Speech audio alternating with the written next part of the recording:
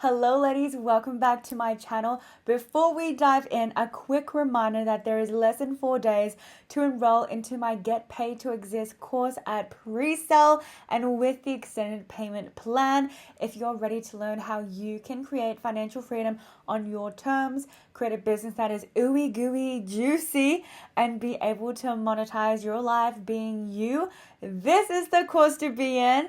So link to enroll at pre-sale price and with the extended payment plan is down below. Last day for the payment plan option is the 17th of April this week.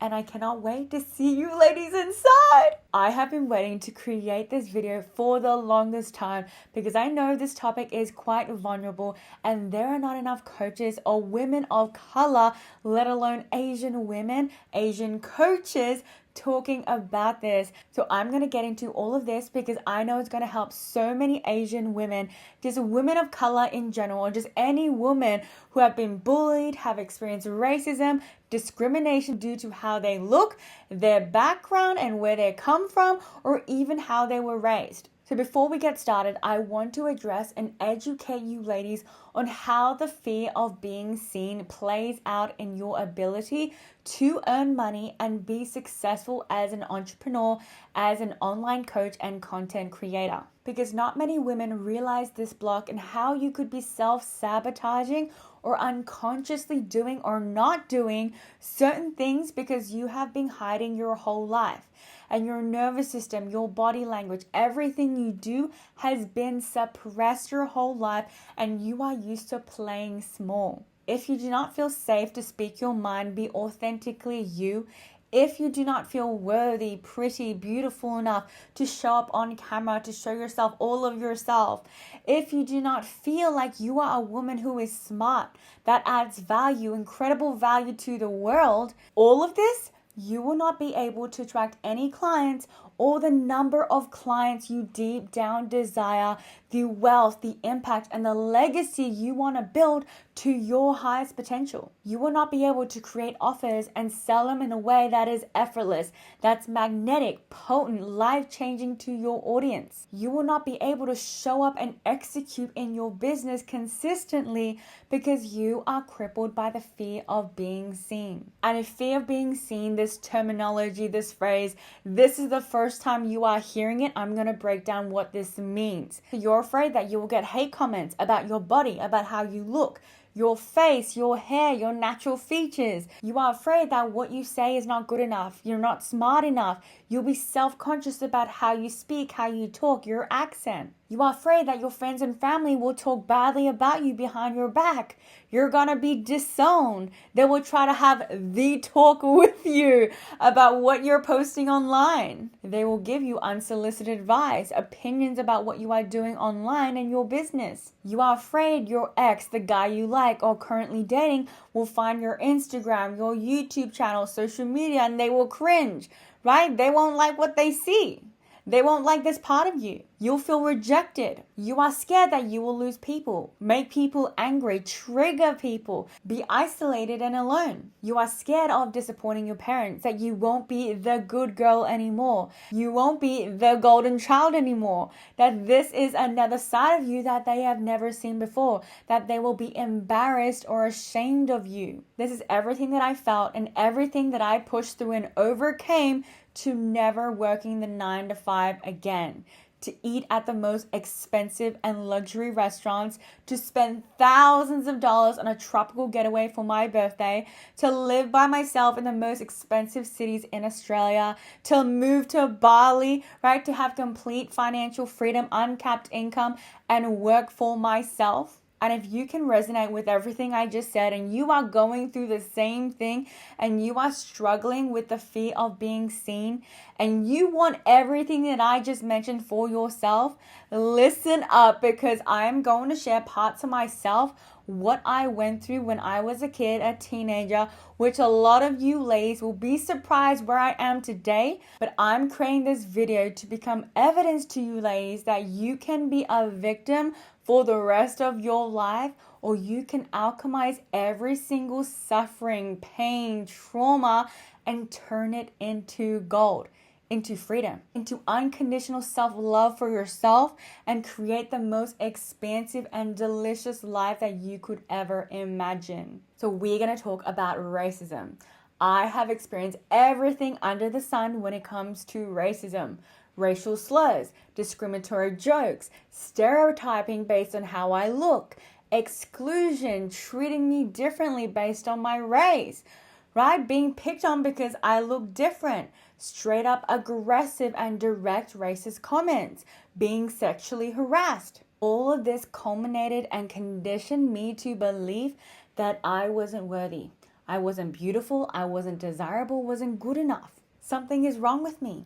I don't belong. I had to be quiet. I had to stay low, stay away from attention because I had such racism anxiety. I believe that it's not safe to be Asian in Australia or a predominantly white city or country because I'll be harassed, right? I'll be verbally abused. People will straight up ignore me. I won't be served. That as an Asian, I had to fit into a stereotypical box of what you see in the media, in movies, in TV shows, that you are always the weird girl, you're not extroverted, that you aren't sporty, you're awkward, you're always in the background, you are never the main character. So I'm going to share some personal stories with you that when I look back and I think of the little girl that experienced all of this, I just want to give her the biggest heart. I feel for her. And she didn't know it at the time, but all of these experiences, these painful, traumatic experiences that she went through, these were going to shape her into becoming the most powerful and strong woman when she got older. I remember when I was in grade 8, I was walking through my high school and I could immediately feel my body close up and have immense anxiety fill every inch of me.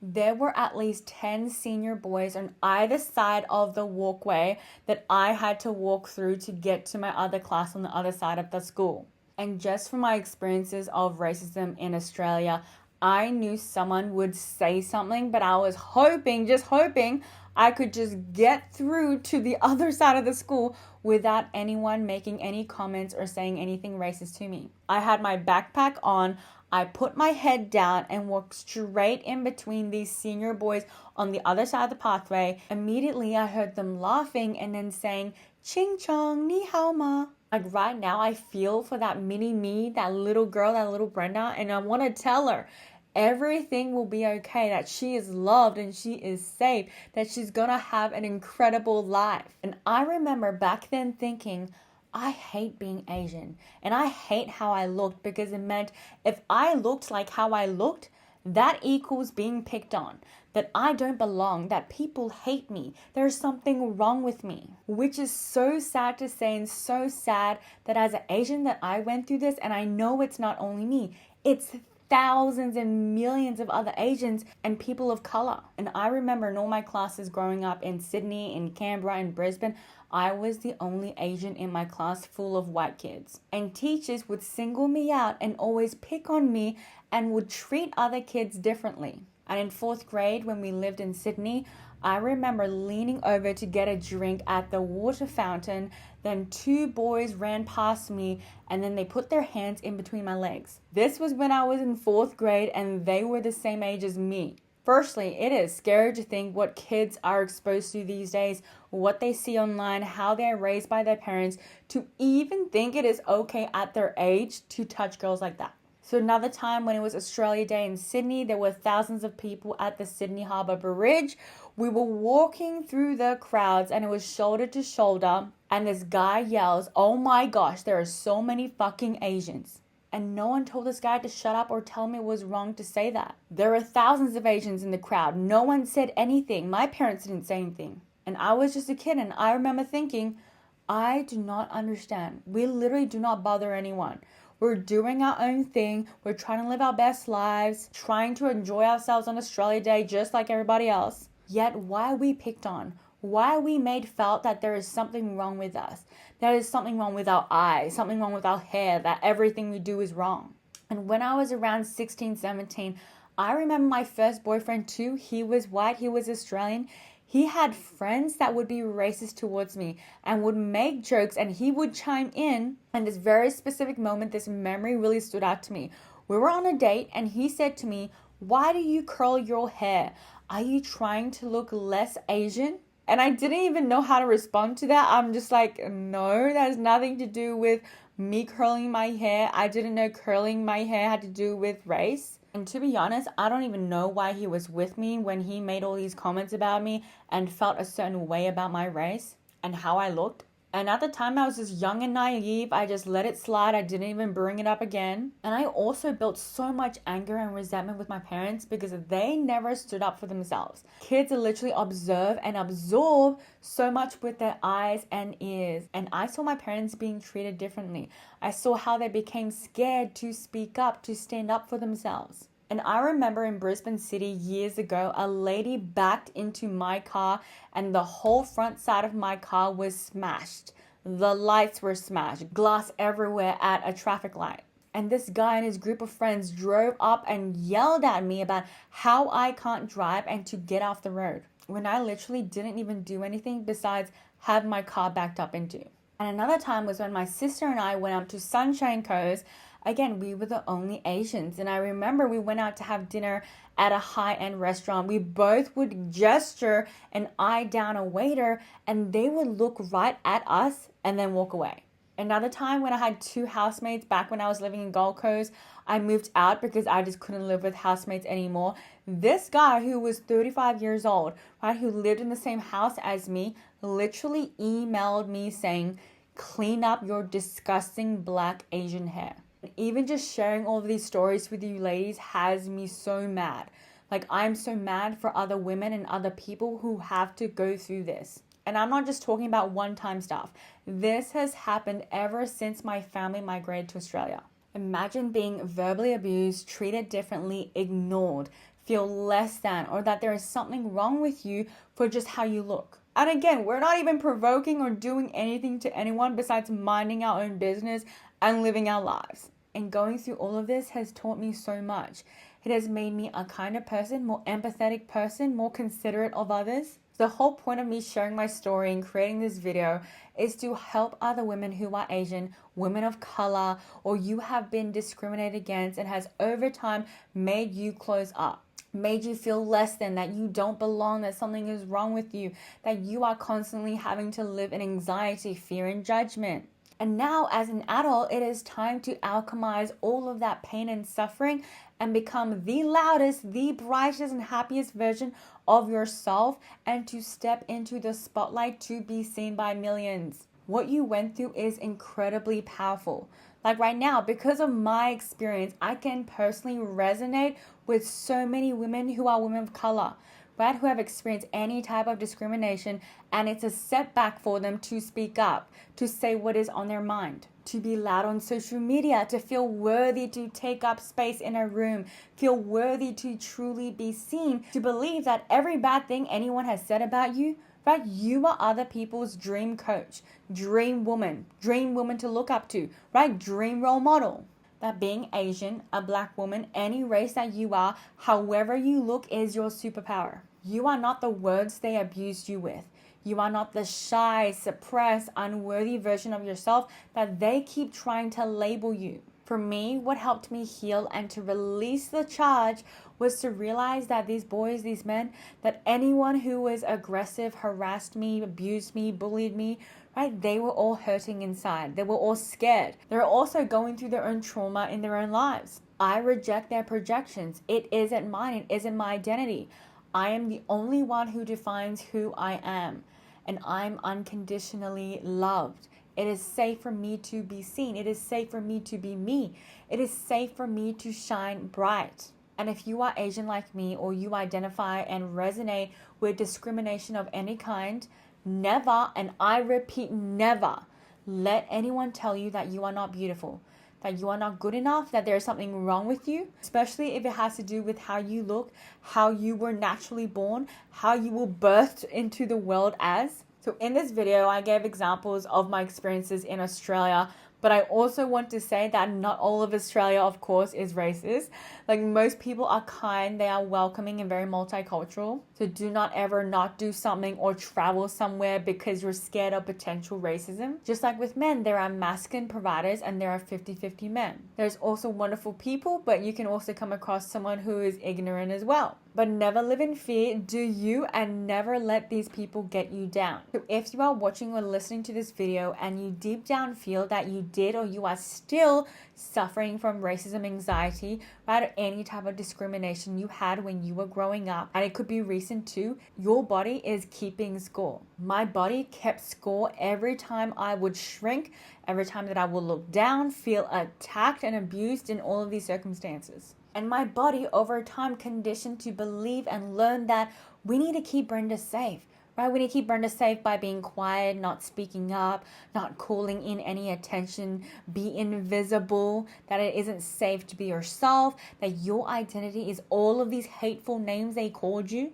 I had to unlearn all of that mentality, the identity that I took on as my own, other people's projections, all the name calling, all the bullying, right? All the racist comments, right? And on a subconscious level, a nervous system, a cellular level, and through taking insane, scary action to shock my nervous system to believe that all of that was wrong. That's not me. That's incorrect. I forced myself into the limelight wherever there was opportunity, putting myself out there to be judged, to be seen, to be heard, right? To be in main character energy.